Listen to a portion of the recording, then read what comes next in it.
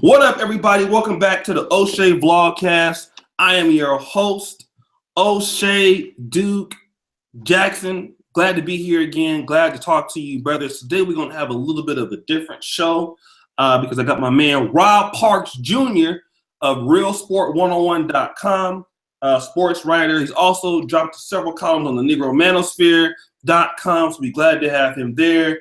And my man, listen, he's just not stationary, brothers. This man be in Miami, he be in Cleveland, and he be shitting on folks who can't do that shit on his Facebook. He be like, you niggas ain't traveling like me, nigga. You niggas ain't moving like me, nigga. Jet life, nigga. Damn, man, I know his friends, man. This, they ain't getting no likes on this one. He be throwing it out there. He making niggas feel bad, man. That's why you can't give niggas no money. But nonetheless, man, we're gonna talk sports today. For you brothers and see how the segment works. What's going on, Rob? What's up, fam? What's up, fam, man? Rob Parks in the building, man. Like you said, Real Sport 101, Negro Manosphere, man. Out here doing the traveling the IT thing. I'm everywhere, man. You never know where I'm gonna be at, man. Miami, right. Cleveland. I'm in Virginia right now, man. It's cool out here though, man. I'm just cooling. Okay, cool. Let's talk a little bit about the sports thing, man, because you've been getting into sports. I know you're from Cleveland. You're big time LeBron James fan. Yes, sir. What got you into wanting to become a sports writer and covering the NBA? Man, you know what, man? I've always played basketball. I've played since I was 4 years old. Was always a strong writer, man. Didn't start taking it seriously until undergrad. I had a teacher named Nancy Spencer. Shout out to her. She said, you need to start writing, Rob. Like, I want to save this paper. I got like a 97 on one paper. Everybody in the class failed. You know what I'm saying? They had to do the paper again. I got my paper back. I got a 97. She turned her face down. She was like, talk to me after class. She's like, you need to start writing. So I was like, oh, okay. A couple years later, I just started doing it on my own. You know what I'm saying? I had a blog called Park Sports and Recreation.wordpress.com. Did that for a minute. Went over to CavsNation.com for a few years, and then now I'm on Real Sports. So man, I've just been writing like a madman, dog. So how many years have you been actually writing for just in general for sports? I would say 5. About 5. Okay. Like 6, yeah, about 5 serious years on the internet, man. Okay, on the internet. Now, let's talk about this because you just basically start out on your own. You made a couple connections, and every time I see you be in a different city covering all kind of league games, how many NBA arenas have you been to? And let's talk about some of the people in the NBA that you've met. Oh, man. So, of course, I've been to Cleveland. I used to work for the Cavs for a couple years. I did like a little – it wasn't an internship. It was like a seasonal – like assistantship. I worked at Sweet Sales and Services just to get my foot in the door. So I've met pretty much everybody from the Cavs, LeBron, J.R. Smith, all these guys. Like, I go on the media pass, so like I'm around everybody. Not much this year because I haven't had time. But during the championship year, I was there for about like 10 games. Now I went back home. I was going back and forth. I was living in DC. I was like literally driving my car 5.5 hours to go to these games back and forth. So it was crazy. So you was living in DC driving to Cleveland? Yes. Oh, damn. I didn't know Cleveland and DC was that close. It's 5.5 hours. 5.5 hours. It's not bad. It's not bad. You got to do what you got to do, man, for the dream, For the dream. Okay. Now, let's talk about, the NBA and what it's going to now as a league. I know you have more. I know when I was watching the NBA, back in the 90s, it wasn't so much of a finesse game, a three-point shooter game. It was a little bit more gritty, a little bit more physical, a little bit more tough. What are you seeing now as far as, how the game is played, basketball now than versus like in the 90s? So like in the 90s, you had a conventional big man. Like you had your Patrick Ewings, your Hakeems. Those guys don't exist no more. There's none of that. Mm-hmm. You have centers, but they're not really that good. Like Dwight Howard, is he really that good? No. Are these guys not good? No, it's a 3-point shooting game. It's an outside game. Even LeBron James, LeBron is like, now for the record, LeBron's not 6'8". LeBron is 6'10". For some reason, I don't know why. But this guy, he even had to work on his 3-point shot because, the game is evolving. Mm-hmm. Like you either evolve or you get left behind, or you see how the Warriors are dominating. The Warriors shoot threes all game. Mm-hmm. You know what I'm saying? So the game is just different. It's more of an outside game, more of a European style in 2017 than in the 90s, in my opinion. Mm-hmm. Mm-hmm. Mm-hmm. Okay. That's how So what about I know Tim Duncan retired maybe last year, and I'm from that era where you had I was a Kings fan, right? So we didn't have like a great center. We have Vlade Divac, Vlade D Flop. He's a guy he could pass. He had a lot of finesse. You got guys like Paul Gasol, but he's kind of old now. Do you think that that the league will ever go back to maybe like a conventional big, like you said, Patrick Ewing was awesome. Kim Olajuwon had so many goddamn moves. You had people like, even before then, Kareem and your David Robinson. Well, and I don't think David Robinson was really necessarily a big post player, but do you think that the league will ever go back to that? It just depends. It's all on the kids, the kids coming up. But these big men coming up, in the AAU ranks, the high school ranks, the middle school ranks, they're being taught how to shoot. Mm-hmm. They're being taught how to dribble. So it's just tough. A guy like that in the league right now, I would say that's underrated, very underrated, even though he played soft last year in the finals. Kevin Love. Kevin Love plays inside out. Kevin Love's a great passer, excellent passer, excellent post player, excellent three-point shooter. He just tends to disappear in big moments, and sometimes he plays soft. You haven't really seen that in this play. He's been dominating this playoff. So a guy like that. Mm-hmm. But as far as the kids, man, coming up, I don't think it's gonna be any guys like that coming up, like that's in high school or college right now. I haven't seen it. Mm-hmm. Mm-hmm. What happened to this white guy you guys had last year, 2 years ago? Big white European. That was like 2 years ago. Yeah. Now this dude, he could be a problem, man. I saw him 2 years ago. I was like, this Mozgov is pretty good, man. These kind of traditional big men, if guy like Mozgov can really put a hurting if he get the ball a lot. What do you kind of think about a guy like him? Oh man, he's good. He just he left the Cavs. He got his money. The Lakers paid him. He getting like $16 million a year with the Lakers, but does he really fit with the Lakers system? I don't know. He didn't really do much. He didn't really do much last year. Like, did you hear about Mozgov last year at all? No. No, I didn't. Yeah. So but he got to get his money though. So I don't blame him for leaving the Cavs and going to the Lakers. But is his career really gonna take off? Who knows? We'll see what happens this year with him. But last year he didn't do much. Let's talk about these kids, man. I know this has been the kind of bright thing, NBA draft. What is the NBA draft? When is it coming up? It's gonna probably be like the week after the finals ends. Okay. 20. So okay. I'm not sure the exact date. Okay. So sometime coming up soon, in the next month or so, we will have the NBA draft. Now, back at least when I was in high school, it was just start coming out that a player come out of high school. I know that people have been coming out of high school for the last 20 years. What's your thought about these young kids coming out of, well, not actually high school, they have to go to college now for a year at least. What's your thought about that? And are these guys ready to play and compete in the NBA? Hey man, honestly, at that age? Honestly, they should still be able to come out of high school. You can get drafted to the Army and out of high school, right? So why can't you go to the league if you're good enough? You can play soccer. You can still be in fucking high school. Like, you can be 15 and be a pro soccer player. You can be out of high school as a baseball player. So I think it was, honestly, man, I think it was a race thing. Why they changed that to the 1 year rule. Mm-hmm. But that's a whole nother story, man, O'Shea. That's a whole nother story. But the 1 year rule is, it's cool. If you're good enough to play. But then it can backfire. You know what I'm saying? You can declare after a year and your ass cannot get drafted. And then what? You can't go back to school. So you stuck. So now you got to go overseas and play. That happened to Brandon Jennings, I think, right? Nah, you know what he did? Out of high school, he didn't want to go to college. So what he did, he played a year in Europe. straight out of high school. He played a year in Europe, I think in Spain or something like that, and then Milwaukee drafted him. And he was nice with the Bucks. He was nice with the Bucks. Isn't he on the Bulls now or something like that? Or Wizards? Backup point guard. Yeah, he got waived. Yeah, he got waived by the Knicks, and then the Wizards picked him up. Okay. Yeah, he's still a young guy, man. Like, that's crazy. He's maybe 27, so he should have.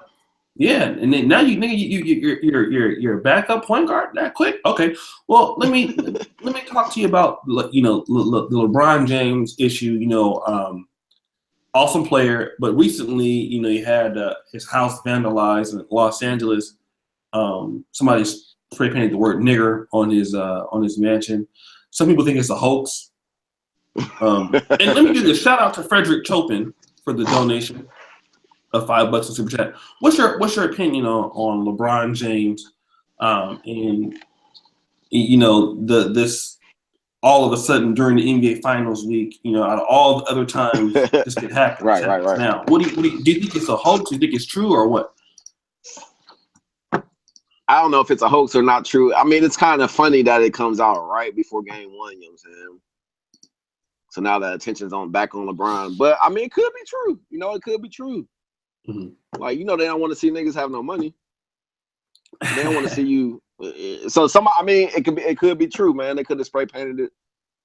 It could happen. I don't know. And they know he's not there. He lives in like Brentwood in LA. Right. And he's only there in the off season. So they know he's not there. He's living in Akron. So, somebody could have tagged his house. It happens, man. Well, let's talk about this NBA championship. Cleveland Cavaliers is down, 1 game to nothing. I know last year that they were able to come back from a 3-1 deficit. Do you think the Cavaliers will repeat this year, and why? No, I think they have a great shot at doing so if they can win game 2. Last year, we went down 2-0. We lost both games to Golden State. We won game 3. We actually lost game 4 in Cleveland. We were down 3-1. And then we won 5, 6, and 7. So coming back from 3-1, that's probably some once-in-a-lifetime type shit right there. Like, you don't want to be back in that situation. So they got to come out and play better tomorrow. If they lose tomorrow, they're losing a series, flat out. I think. Because Kevin Durant, who was guarding him? Nobody was doing anything. He was doing whatever he wanted. It's wide open threes. Then Steph Curry just starts going off. I mean, if you let these guys, if you give these guys an inch, they're gonna take a mile. The Cavs have been playing terrible defense all year. I will say that about my team all year. Our record wasn't that great. I mean, it was good, but it wasn't as great as it could be. It was like 51-31, which the Warriors are what? Warriors won like what? 66 games or something like that. 67. Oh. I don't know. We'll see what happens tomorrow.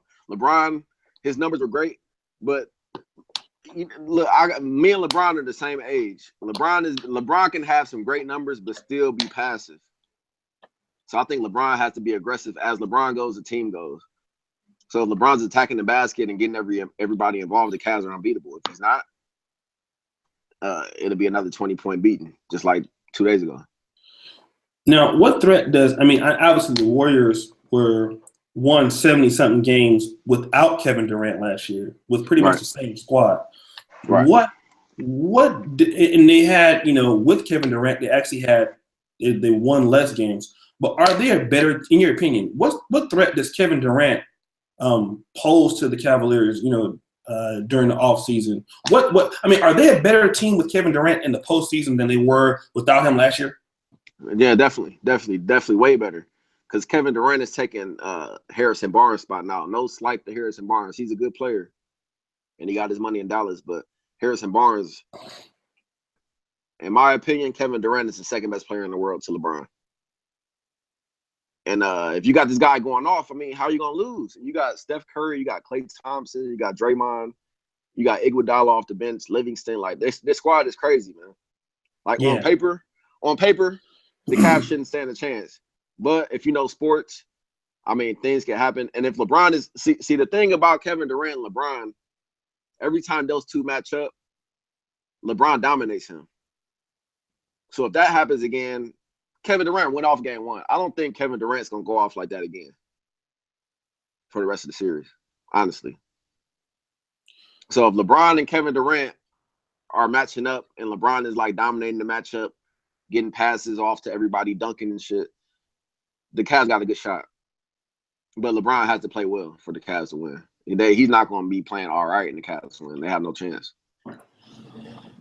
Well, what about, I mean, I know you said that Kevin Durant is the second best player in the world, but Kevin Durant, I mean, how do you account for all of those players? I mean, I'm not watching this series. I'm in Poland.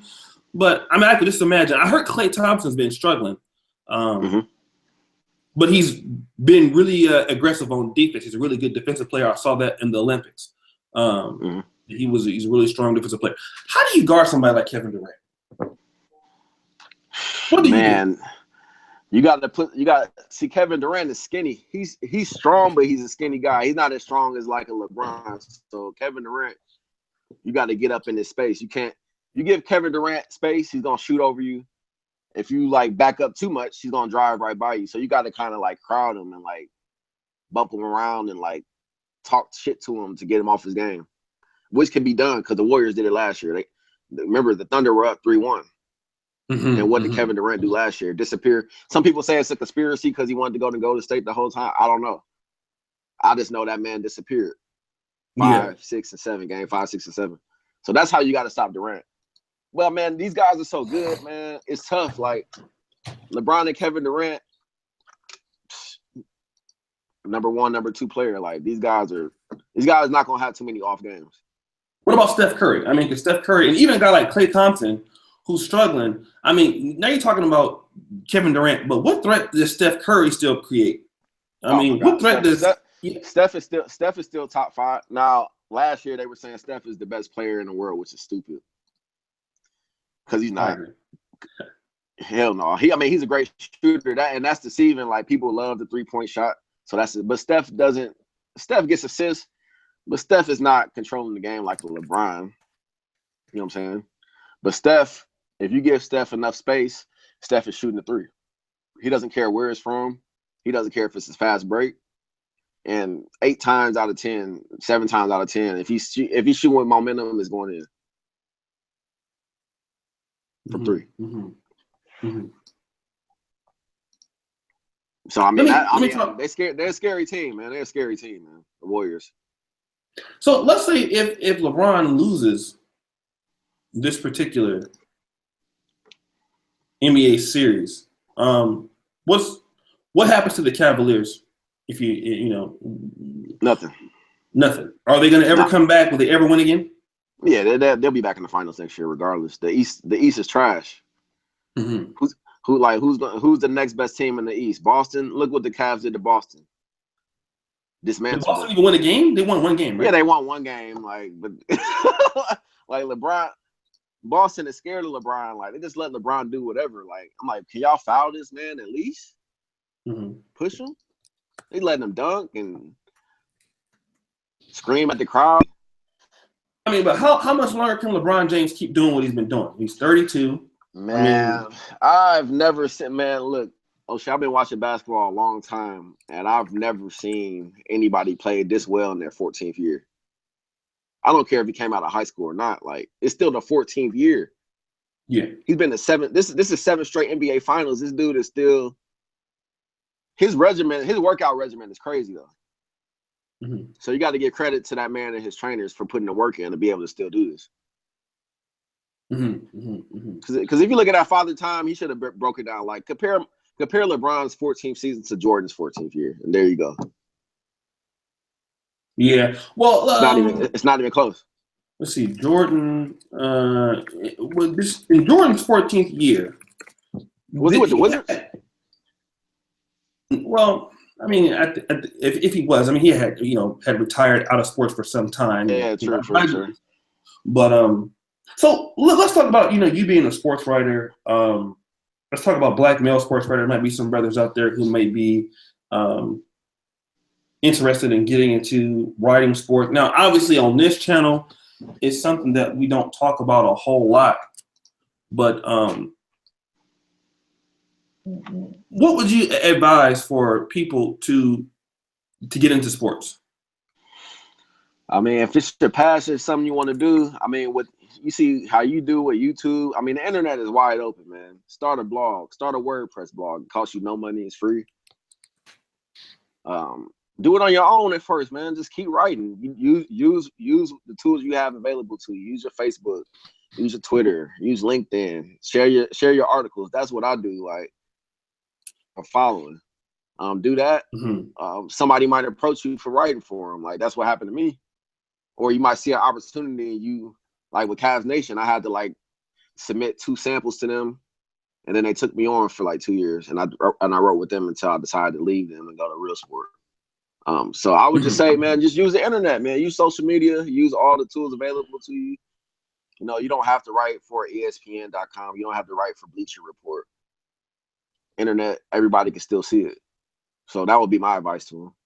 Okay, so now let's talk about you as starting off as a writer. You know, pretty much in your, you know, starting off by yourself. How long did it take you to get noticed? You know, as a sports writer. Oh, it might have took about like 6 months. 6 months.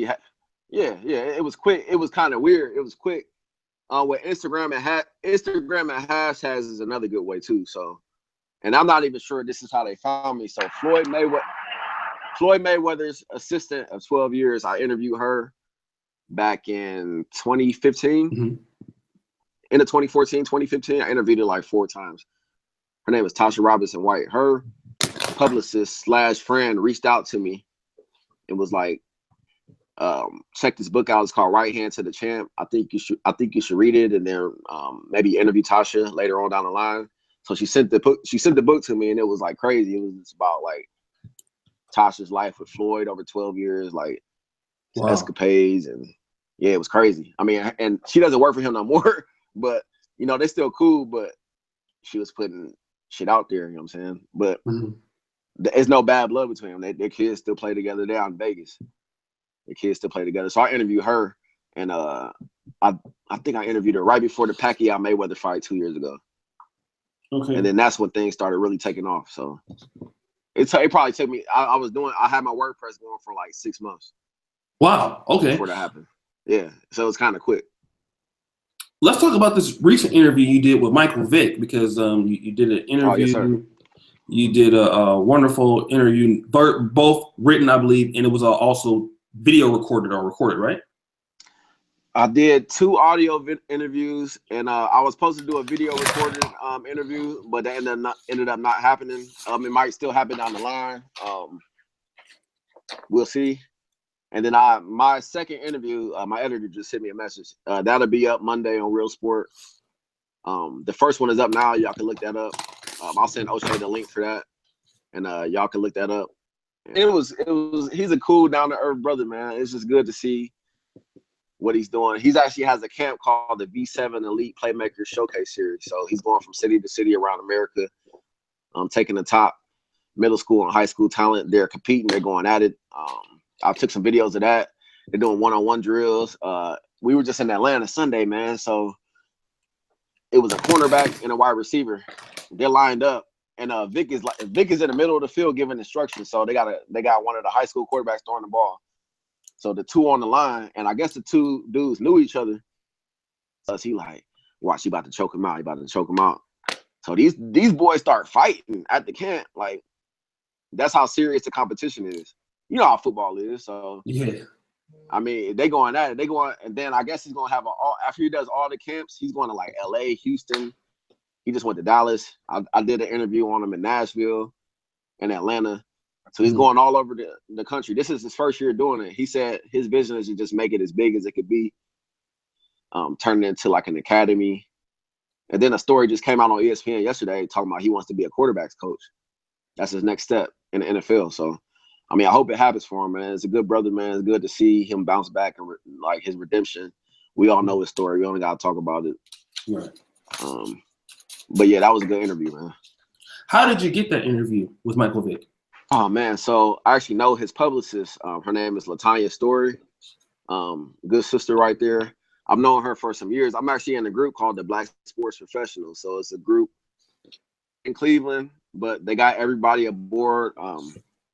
My contacts with the Cavs started it. So a guy named Bruce Wimbish started that. I joined in 2009 when I got an undergrad at Bowling Green State University. Joined when I went back home to Cleveland, and I just made contacts from there. So I knew her for a while. But man, it's kind of crazy. I actually saw did you see the Football Life on the NFL Network? No, Michael Vick? no. Man, you got to watch that. It was so good. So I was actually about to leave my hotel one day. It was on the TV, and I had to like sit down and like watch it. That's how good it was. So then I see a message from her. I'm like, damn, that's weird. That's like some law of attraction shit. Like, she's like, what city are you in? I'm like, I'm in Chattanooga for work for 2 weeks. She's like, oh, we're in Nashville. You want to come up and interview him? I'm like, cool. So I went up there and interviewed. It was legit. You know what I'm saying? He liked the interview.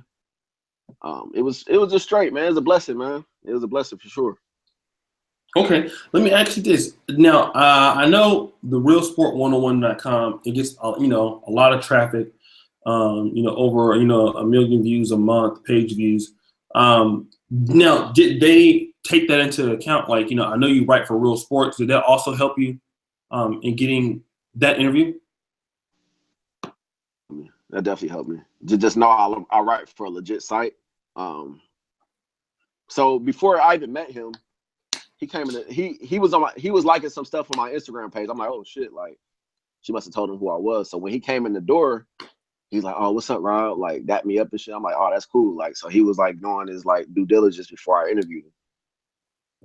Mm-hmm. So okay. Yeah. So let me talk to you about this, because we talk about black male media all the time. You're a writer, and we have Real Sports 101. We have a lot of sites. Now, I'm assuming that Real Sports 101 is not owned by a black person. They're a British outlet, right? Yeah, not owned by a black person at all. Okay. So why? I mean, black men dominate the majority of professional sports. We know how to coach these sports. Like you said, Michael Vick is out doing particular coaching drills, and almost 50 to 60% of the NBA or NFL is black. Why don't we have a black male sports outlet that is a blog that can interview particular people? There is one out there now. Okay. It's not as big as I think it could be. It's called Black Sports Online. Oh yeah, heard of him. Yeah. Robert Littell. Now I actually was gonna write for him, man, but he came at me. To me, and we might meet down the line and talk about. But to me, first of all, he wanted me to write for free. No, then he was just trying to like big time me, like talk down. I'm like, nah, bro. I'm like, look, before we even get into it and argue, I'm just not gonna do this, man. Even though I like what you're doing as a black man, I support all black men just like you do. Like, we got to stick together. But I mean, it's just a way to talk to people. So I was just like, nah, I'm not gonna do that. You know what I'm saying? I'm not one of these other people that you could talk to any kind of way. Like, nah. So I didn't write one article for that dude. But yeah, Black Sports Online is out there. But it's actually that's the only one. It's a big site too. Yeah, it's a big site. I just saw him on NBA TV. He was in the media room before game 1. He asked a question. They put the camera on him and everything. So, I mean, he's in there. He's in the door. You know what I'm saying? So there are more out there. But I just think as youth, we're not taught to like, right? We're geared to, you get to be an athlete, you be a rapper or some shit like that. Nobody tells us, oh, you could be a writer. So maybe that's something I would want to do. I've been thinking about it, actually, going to some schools and talking to some kids here and there. I got a friend in Atlanta. She's a teacher. She actually showed my Vick article to her 5th grade class, and they liked it. I'm just like, that's crazy. Like, I didn't even know. I didn't actually do that. But thank you. So that made it. Vick's like a god in Atlanta, man. Like, people got it right. Man, people got to read this shit. It's crazy, bro. People got to realize, like, they moved. It was supposed to be the camp on Sunday. It's supposed to be at a high school called McEachern High School. That's out in like Powder Springs, Georgia, which is like a suburb. But they moved it into the city, into Atlanta. because it just got big. Like he got into town, he went on the radio 107.9 with Ryan Cameron, and he was on the news, and everybody was just excited that Vick was there, like doing this. So they moved it to Anderson Park. So I get to the park, I just see hella like even people that's not in the camp, just like people just want to see Vick. Like, dude's a god, man. Even the kids like look up to Vick because their parents, you know what I'm saying? So it was just that serious, man. Mm-hmm. Now let me shout out to Anthony Brian Logan. He says the owner from Black Sports Online is a nut. So I guess I guess Robert, other people man. know about this guy. Like he's you know, trick, man. how long has he had that website though? How long has it been? You know, man, he had that site, man. Shit, man. I've got on Twitter probably in 2008. He had the site then. Okay. So I actually know some people that know. He actually went to Ohio. I know Robert is from St. Louis, and he went to Ohio State. I don't know the guy personally, but I know some people that know him because you know I'm from Ohio. Mm-hmm. So I know some people that know the cat. I mean, a lot of people say the same thing about him, but I can't like actually say that I don't know him personally. Just my like one interaction with him was just like not good. Cause I was just like, fuck this dude. I'm not fucking with him. Like, I'm not doing this shit. Fuck all that. Like, Okay. no, nigga. Yeah, you know, sometimes. Now, let me ask you about as far as like, you know, doing business with black men. I mean, let's talk about this because you are a black sports writer. How difficult is it for you, you know, to do business with other, you know, black owners or black people in sports? What are some of the things that you have to overcome? It can be. It just depends on. Some of us got a certain mindset, like we want to do better, want to elevate in life, and then some of us have the nigga mindset that we don't give a fuck. Like, and even athletes have that nigga mindset. So when you run into that, it's kind of difficult to get an interview. It's kind of difficult to talk to them.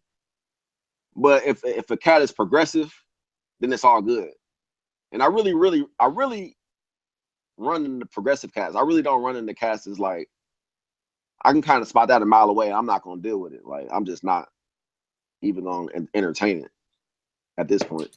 So I mean, it's not really difficult at all. I mean, I just think we just all need to like combine our resources and man, just do better, man. We got all the tools. Why can't we just come together? That's what I think. Like some of the stuff that you be talking about, man. Yeah, I definitely agree. Let me ask you. Tell me some of the maybe like some positive experiences you've had with other athletes besides Michael Vick. People that you've met that are real cool. Oh man, so I mean, everybody at the Cavs is pretty cool, man. Tristan, Kyrie, LeBron, JR was cool as hell. JR is funny as shit. Everybody's been pretty cool that I've met, man. The NBA that I've come across, like I've pretty much seen everybody at the Q, like at this point. So everybody I've talked to has been pretty cool. I haven't really run in the NBA. I haven't really run across anybody that like I was just like, oh, I don't like this dude. You know, now I'm trying to dive more into the NFL world too. So I really want to just write about both. Because both are my passions. Like basketball is my passion, football is my passion too. So I'm using this Vick thing like to hopefully catapult me into that so I could do both. So basketball season's not going, you know, I'm at NFL games doing it. So Tell me some what about some negative experiences you've had, maybe with an athlete or with an interview? I haven't had none, man. Honestly, I haven't had any negative experiences, man. Not yet. I'm sure I will, but not yet. Yeah, not yet. I'm gonna ask you this question. Now I don't know if you see this. I'm not trying to have you snitch on anybody, but now we've heard about the groupie culture in the NBA. Oh man, groupie culture in professional sports. Now I know, as a brother who you know has a backstage access, you see some things that we don't get to see. Let's talk about the groupies. If you've seen them, what they're trying to do to get to these players from your point of view, if you've seen it, what's this groupie culture in sports about? Oh man, it's always a few. They even vote now. They hang out, you know, after games. You like, what are you doing down here? Like, how you get backstage? Or like even at the Q in Cleveland, like the lower bowl of the stadium. So it's like 3 levels. It's like the lower bowl, the middle, and then it's like the upper balcony, like they call it Loud View. So they'll be at the lower bowl, and it'll be like I remember the last game I was at. I see two girls like just hanging around. I'm like, damn, who they here for? Like LeBron's married. Like Tristan got Chloe. Like who? Kyrie. Are they here for Kyrie? I don't know who they was here for. I ain't asked no questions, but I knew they was here for a Cavs player. They just hanging around, like kind of hovering, like trying to talk to the security guard, like play, like chit chat with the security guard. They just hanging around. So that's what they do. They show up to the hotels. They hang around there. When these athletes have appearances at clubs, they make sure they're there. It's crazy. Like athletes are prey to these women, man. These women are looking for a come up. And a lot of times athletes are the ones that give it to them because they're so dumb. Knock one of them up, it's a wrap. Look what Paul George did. You know what Paul George did, right? A few years back. Well, yeah. What did Paul for the Patriots? What did he do? I don't know. He was in Miami on like this like booze cruise on his yacht or whatever. Met this chick. I think she might have been a stripper. I think. It's not with these dudes and these strippers, man. He knocked up a stripper, bro. Like why? Carmelo Anthony just knocked up a stripper for what? Like why, man? Like it don't make sense. Right. I mean, I know she bad, but let's see here. Let me ask you this. Look at that. It's crazy, man. I don't know. Yeah. Let me ask you this. Since you've been writing, right? I know you're a cocky person too. So, I mean, this is you be letting niggas know. I'm in Houston, nigga. I'm in New York, Miami. I mean, you let everybody be known. Jet life, nigh. Hey, jet life, man. Since you've been, you're going to all these places and meeting these people, interviewing these people, how has your life changed when it comes to women? Have women noticed your success now? My life, yeah, they have. Now, not to say, not to be cocky, but I've always had women, but now it's like, even with Facebook, women all goddamn day they on their phone scrolling, they looking, they searching, they look, they watching you, even if they don't comment, even if they don't like, they are always watching, man. And so I found like that has helped me. I ain't gonna lie.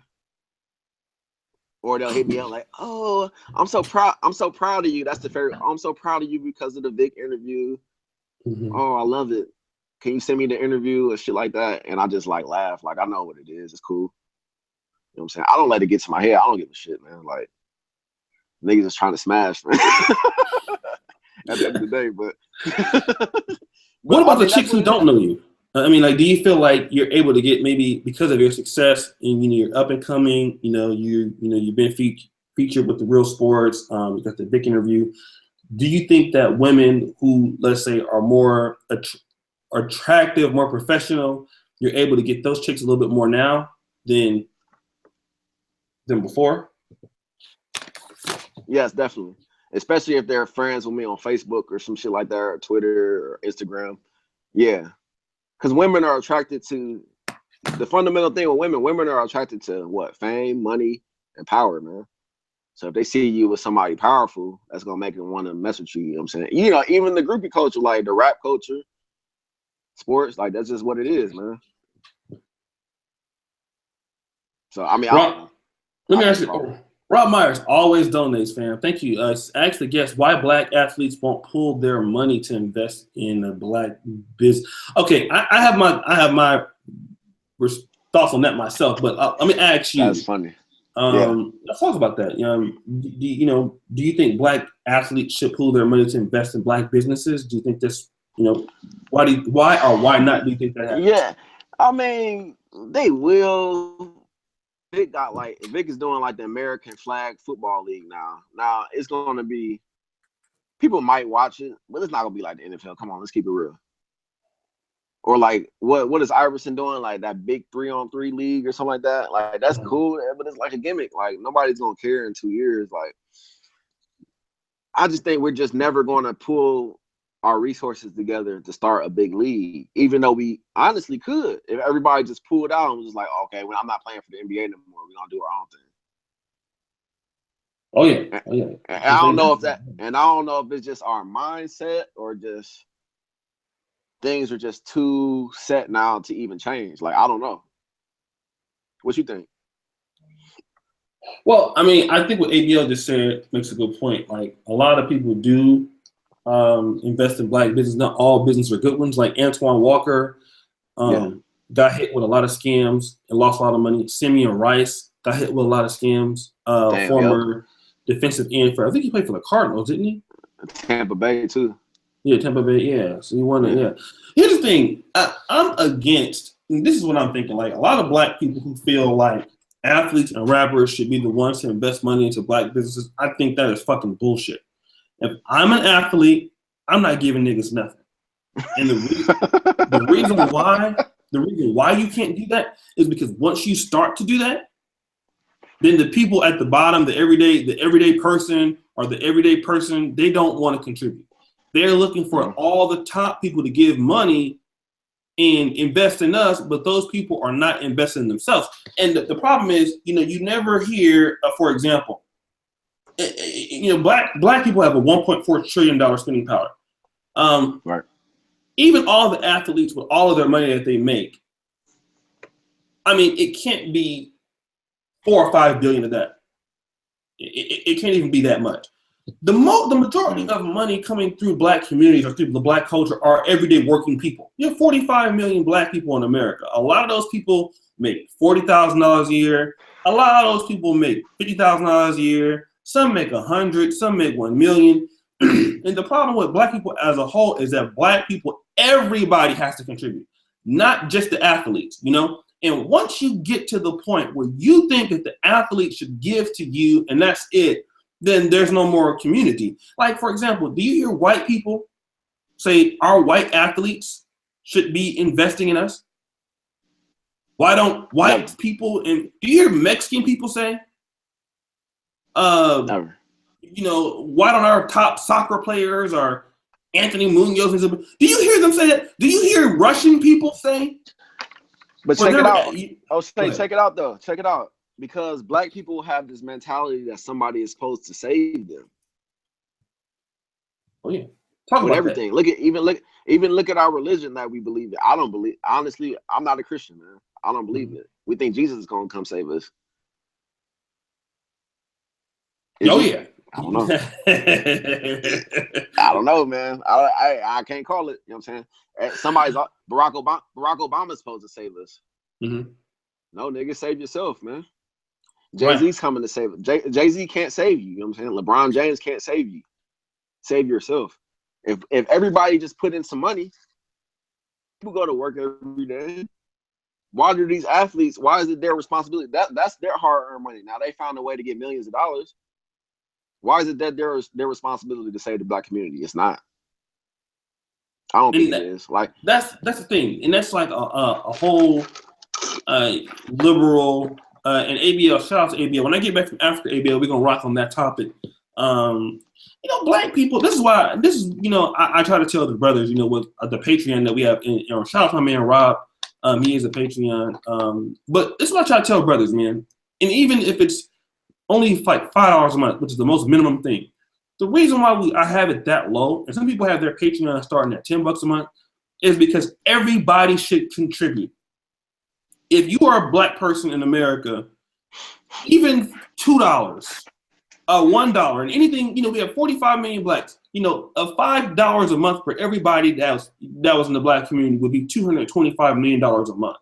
I mean, everybody has to contribute to the development of the race, not just a few people.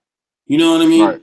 Not just, that's how, I mean, if you look at a place like Iran, all right? Now, this is the only time I feel like the top people should be controlling. The smartest people who know how to build bridges and who know how to develop infrastructure, those are your talented people in any society. And then everybody else contributes to that idea, and people benefit off of that, off your top people's mindset. But black people, we don't look to our best people to help for development or help for strategy. No, what we look for top people is give me your money. Give me your money, Right. nigga. We don't want your ideas. Right. Give me your money, and we gonna fuck the money up. That's a Right. bad strategy. Let's talk about like black owners, man. You know, you're in the NBA. A lot of NBA players. I think the only majority owner in the NBA is what, Michael Jordan? Michael Jordan's the only one. And see, this is why I respect LeBron and his crew. Like, I know all these guys. Maverick Carter, you heard of him? Rich Paul is his agent. Rich Paul is from Cleveland. Rich Paul is from St. Clair in Cleveland, which is the fucking hood. You know what I'm saying? Met LeBron in high school, been rocking with LeBron ever since. Randy Mills was working at a furniture store in Akron. Knows LeBron from childhood. I'm not gonna have one of these white age. I got this platform. I'm my own destiny. Try to change his landscape. So he has an agency called Clutch Sports, where he got John Wall. Rich Paul is John Wall's agent. Rich Paul is J.R. Smith's agent, LeBron's agent, Tristan Thompson's agent. You know, these guys just trying to change the landscape of what, you know, the good white boy club is like. They run the business and the players just play like kind of like some slave owner, slave type shit. So that's why I respect LeBron. And LeBron said he wants to own the team one day. I would not be surprised if LeBron is the majority owner of the Cavs when he gets done playing. I wouldn't be surprised. How much does Michael Jordan own of the Hornets? I'm not sure the percentage, but he's majority for sure. Okay. I'm not sure. I don't know. Maybe 60. I don't know. I had to look it up. That's a good question, but he's a majority owner. Majority owner. Okay. Yeah. So majority owner. Why don't we see more black? I mean, you know, black people, you know, definitely have a 1.4 trillion spending power. Let me just look at how much is the. I think the New York Knicks are the most. The franchise is worth the most money in the NBA. Yeah, and then the Lakers. Yeah. So let me look here. If you wanted to buy the New York Knicks, you could buy them for. Let me see. I think it's like team value, $3.3 billion, I believe. Shit. Oh, wait. Yeah. So the team is worth $3.3 billion. The Lakers are worth $3 billion. Mm-hmm. All right. So, you know, why do you think that with all the money that black people have, you know, together, is there a team right now for sale in the NBA? Not officially, but I imagine if the money's right, fucking sell. Okay. If the money's right, if the business is right. I don't know exactly how it works, but if you got the money, you come at these owners like, I want to take this off your hands. Are they gonna really turn it down? I don't know. Mm-hmm.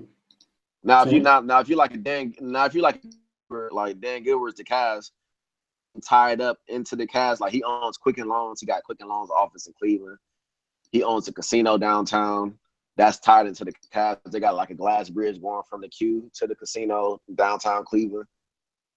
Everything he strategically built downtown to kind of connect with the Cavs. So it's just like one big area. Like he's like playing like real life Monopoly. And he owns a lot of shit in Detroit too. That's why he was so pissed when LeBron went to Miami, because he was just like, yo, I thought we were in this together. Like it wasn't, I don't think it was more so like a slave owner type slave thing like Louis Farrakhan was saying. I think he was gonna put LeBron into the money. Like, honestly. Like just like now, like the reason why LeBron probably came back because Dan was like, look, it's a bigger goal than basketball here. This is money, you know what I'm saying? This is real money. Like you a millionaire, but this is real money. Like I got like billionaire status. I'm gonna tie you into this. I'm gonna probably step down and like let you own the Cavs when you're done playing, because you're a god in Cleveland. Really? Why not? Yeah, I think he's gonna own the Cavs one day. O'Shea, you gotta understand, like LeBron is like God in Cleveland, man. Wow. He's been like that. He's been that since high school. He's from Akron, but Akron is literally like 25 minutes from downtown Cleveland. Right. LeBron has been worshipped since high school, man, up there. Let's talk about some. Let's talk about some other leagues, man. Like some. Oh, hold on a second. Shout out to my man, Black Capo Americano first. $25 super chat. Thank you, brother. I really appreciate you. What about some other alternatives? I know that Ice Cube has a 3-on-3 league. You talked about that a little bit earlier, Allen Iverson. You know, could black people come together with another alternative league that could possibly take off? We could, but they got to get the top players to really endorse it and really push it. They got to get LeBron, Carmelo, Paul George. Like, all these cats will have to, like, really be 100% down for that thing to work. Mm-hmm. And then what cities would, I mean, you know, these teams play in, you know, because they probably couldn't play in the bigger cities, you know. Are we looking at a city like, you know, Kansas City? What are we looking at for, you know, these teams that if they were to do this, what are we looking at as far as, you know, cities, possible cities?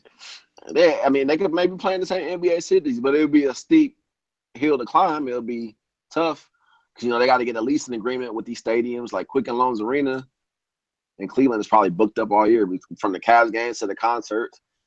And every other city is ran the same way. Miami's ran the same. American Airlines Arenas ran the same way. Miami, Dallas, Houston, they all run the same way. They got NBA games. They might have hockey games. Mm-hmm. And they got your concerts and events. So you got to fit your schedule in with those, which is going to be damn hard to do. Oh, yeah, Unless definitely. You go play in fucking Akron or some shit, or you go play in Fresno in California or some shit like that. Weak ass Fresno. Shout out to Fresno, man. Fresno is weak as hell. I'm from Sacramento, so I ain't too far from Fresno. Man, I've been there really a lot of time. It's boo-boo as hell out there, man. But shout out to Fresno, California. Anybody who's in Fresno, you know what the hell I'm talking about. But anything, man, Rob. I guess what I wanted to say, what are going to be your plans for the remainder of 2017 and the remainder of 2018? Man, 2017, man. You know, I'm just got the NBA Finals going on. I'm writing about that. Just to build on this, I had this Michael Vick interview. Hopefully, get a couple more interviews with that. Hopefully, we're around the same city because he's doing his tour for the rest of the summer. Sit down with him a couple more times and just try to. I got my basketball thing going, so I'm like focus. So once the season ends, I'm gonna focus on the NFL. So I'm working on just trying to get some one-on-one interviews with these players that's actually still playing. So that's my next step, and then hopefully get into the arena, man. Like, I love going to games, so as for that, still doing the IT thing, so that's not stopping. I'm going city to city, seeing America. And man, honestly, man, I want to start traveling the world. Like, I've been to the Caribbean, I've been to Mexico, I've been to Europe, man. My site is based in London, trying to go there, trying to go to Paris, trying to go to Brazil, man, before the year is out. That's my plan. Where have you been? Where have you been overseas? Besides, I know you've been to the Caribbean. But where have you been? I've been Dominican, Puerto Rico, been to the Bahamas. That's all in Caribbean, of course. I just went to Mexico with my ex-girlfriend in December. That was actually that. You know what? Mexico's not bad, man. Mexico's not bad. I went to Cozumel. We swam with the dolphins and shit like that. Riding around Cozumel. Went to Costa Maya, seen the Mayan ruins, man. Just trying to get some culture, man. Like, stuff niggas don't see. Like the Mayan ruins. That was a tripped out experience, bro. So first of all, we docked the cruise ship dock. We had to catch a bus like an hour and a half from the like cruise ship terminal out to the ruins. Like, it was so wild. And then you just looking around these ruins, like this was the actual civilization. It just got wiped out. Like, it's just a trip. Like, but they were advanced. Like, you know, they were good. They were mathematicians, man. They had the pyramids, and it was just crazy, man. So that was a good experience, man. I've been over there. Been to Canada. I'm from Cleveland, so I've been to Canada. I've been up to Windsor, Toronto, all that. So I'm just trying to make my way up to Europe, Asia, Brazil, Africa, anywhere I can, see the world, man. Have you been to Europe, right? I haven't. Haven't been to Europe. Let's talk about the DR. I mean, I know I've had another brother on there. That's a whole nother conversation, but just briefly. Oh, man. Walked in the club, instantly started drinking. No, the DR is cool, man. I got a boy, man. He watches the channel too, man. My boy, shout out to my boy Jason, man. My boy, sheesh, man. This boy be going over there and he be like, he get a little crib, and you know, it's like he said he turned the corner. It's a meat market of chicks. You know what I'm saying? You know, you pay him a little something. He had him on Snap like cooking this nigga chicken out the pack and out the pack, fam. Butt ass naked. Yeah, out the pack. Like it's like cooking him meals just in there like all like they all his wives, like 5 chicks, like, and that's normal over there. Does he live there now, or he just visits? Over there all the time. He go over there all the time. Okay. He just he goes solo. He tried to get me to come, but I was working. I couldn't. I'm like, man, I'm in I can't go, man. Like, I can't go. But you've been before though, right? Yeah, I've been. I want to go back over there and just see how it is, like, just to really like post up there for like a week and just live. Like, what city did you go to when you went? Shit, man, it was like summers. I forgot. It's a while. It was a long ass time ago. I was young. Oh, it was a resort. It was just a resort. Oh, but I haven't been to. Yeah. It was just a regular resort. I haven't been to like none of the cities, so. Okay. I just know that black man, we can go over there and just live like kings for cheap. and just have bad chicks at our disposal. Like pay them the little hot 60, you know what I'm saying? Pay them the hot 70. It's whatever, you know what I'm saying? yeah. It is. You know, like walking in the club. I'm trying to, hey, my girl ain't here right now, man. She ain't gonna watch this interview, but you know, if I ever was to go over that, boy, you know. Oh man, hey, y'all don't even need a passport to go to Puerto Rico, man. Y'all can go to Puerto Rico, man. All my black men, y'all can go to Puerto Rico and live like a king, man. Oh yeah, how was that, man? Man, I was only there for 3 days, but man, we was partying, man. What was the chicks working with over there? Man, amazing. Great. These bitches is bad. Look, I went into this club inside the El San Juan Hotel. Yeah. There's a club. It's in downtown. Said, you writing it down? He said, you writing it. The El San Juan has this club. I forgot the name of the club. It was only $20 to get in that bitch, and there was some baddies in there. I'm talking about drop dead, Spanish, big ass, everything, like, and it was mad. And then you got the tourists too, and the tourists was bad. You know what I'm saying? Big ass titties and everything, huh? Yep, and they choosing. Oh, okay. So man, shout out to my man Megatron in the chat. I see Frederick. I see Charles Merchant, the great debater. TTB family. I see you. Chris McDowell, he think I forgot about what he said about me the other day on my other channel, nigga. I remember everything. Get the likes up, y'all. If you guys are in the interview, all right. Get the likes up. North Star, I see you. King of Africa, I see you. Rob Myers, again, I see you. Boona, Poker Zaddy, my man. He said Golden State will be the first team in NBA history to lose a 3-0 lead. It might have been one of the first teams in history to lose a 3-1 lead. But anyways, man, I just want to just, shout out to everybody, man, that's been supporting this channel. Wake the hell up. Oh, wake the hell up. He be kicking the hell out of nigga out this chat. He got 5 minutes, nigga. Boop! Shout out to my man. He been rocking with me since I had 5. I think like 600 subscribers, man. Wake the hell up. Wake the hell up been rocking with me since I was nobody knew me on this thing. But once again, Rob Parks, man, check out my man.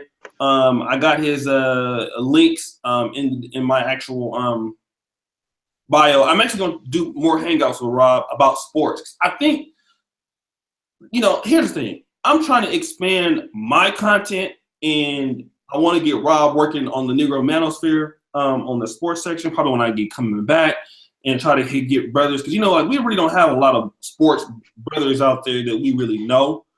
And so, we want to help support his career, you know what I mean, and help elevate him, in the manosphere because, sports is something that, we don't really talk about in the manosphere. We talk about a lot of black female fuckery. We talk about a lot of, baby mamas and single mothers. But, niggas want to talk about hoes, how to get some hoes, and we want to talk about sports. You know what I'm saying? Exactly. We want to talk about sports, man. We want to talk about things that, that help and benefit us. So once again, let's see. O'Shea, bring your ass back to the hood. The OGs ain't playing. King Africa. Hold on a second. This nigga in here trolling me. But anyways, man, shout out to Rob, man. I got another hangout, man. So we rock about an hour. I got about a 10-minute break. Then I'm gonna come in with the truth teller. Then I got another brother that I'm doing a hangout with today who will be a temp agency owner. So brothers looking for employment in the Chicago, Milwaukee area. We'll be discussing that for you brothers out there that are interested in if you're having employment issues in that area, how to get a job through this man's temp agency. It's about getting brothers jobs and shit. So we'll be about rocking back. Anything else you want to say, Rob? Hey man, I just appreciate you for having me on, man. Like I said before, I even talked to you in person or whatever. Was a big fan of the show. My father actually put me on to the show, man, to the channel, man. That nigga crazy, man. My dad crazy as hell. Shout out my dad, Rob Park Sr., man. He in Rome, Georgia right now, man, doing his thing. But yeah, man, I just appreciate it, man. Appreciate it, man. Brothers gotta stick together, man. Moral of the story. We gotta stick together. We can do this, man. We can just come together and make this thing big. We don't have any black male media. We got all kinds of female fuckery out here, like you said. We got Essence, Ebony.com, Ebony. Like, nobody wants to hear that shit, man. We want to see stuff from our point of view, man. So I appreciate what O'Shea is doing at the Negro Manosphere for us, man. For me, got my work on there. I just came out with an article yesterday, man. That's doing, and people like that article, man. So, you know, we're just doing our thing, man. So let's just keep it going. Yeah, and when I come back from Africa, man, me and Rob are gonna do you know what, my man, LAR Movement. You know what I want to do? You know, LAR Movement has a boxing podcast, right? I haven't watched sports a lot since I've been in Poland, but I would love, you know, if we can do a podcast or some sports talk radio shows and shit like that. You know, with Rob Parks, maybe if you want to get into that kind of part of the game, it'll definitely help his career out. You know, we need to have more sports shows. Yeah, that's why I'm trying to, you know, bring some more sports shows. Rob, did you see my Negro Manosphere comic? Did I send it to you yet? Mine? No, have I sent you my Negro Manosphere comic? Yeah, you saw. You sent it to me. I got it. You Was it funny? To me on Facebook. Was it funny? I like that. Okay. Yeah, I like that. Yeah. That shit is gonna be crazy, bro. Like, I gotta, you guys, it's a new comic that we're gonna have coming out on the website. It's already done. I'm trying to tell you guys right now. Rob seen it. This shit is crazy as fuck. So, it's gonna be a weekly comic coming out on the Negro Manosphere. I'm gonna be talking a lot of shit. I actually be able to put, like, this is gonna be crazy, right? If like you want to be in the comic, by the time August come, I could put your ass in the comic, like really what you look like, and I will fuck you up in that shit. I will write the shit. I will roast your ass, literally.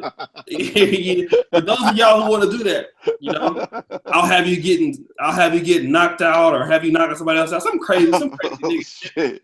So we on that type of level now, man. So we're gonna be able to do that. We got a lot of good things coming, man, in Negro Manosphere. So it's all because of what your brother's doing now. As far as the Negro Manosphere YouTube channel, that will be coming out. It won't be this year. Nice. So what will happen is somebody like Rob Parks can upload a video to the Negro Manosphere if he wants. You know, people like BJ Skidmore, Angry Man, Minister Jap. Hopefully what I'm looking to do is every day you'll see like a Negro Manosphere video drop of your favorite YouTuber that's in the Manosphere. It will cover all aspects. It will cover finance. It will cover black female fuckery. It will cover sports. And this is what it's kind of like going to be like the Boyce Watkins channel, but with just straight black male media on YouTube. So look. Yeah, one more thing, y'all. Hey, make sure y'all add me on Facebook, man. Now, Rob Parks Jr. Because I don't just talk about. Hold on. Let me do that. I'm gonna put your email. Put your link in the chat. Hold on a second. Yeah, do that. Rob Parks. All right. So you guys right now, man, do me a big favor, okay? Add Rob Parks on Facebook, okay? Do it now. Rob Parks Jr. on there, y'all.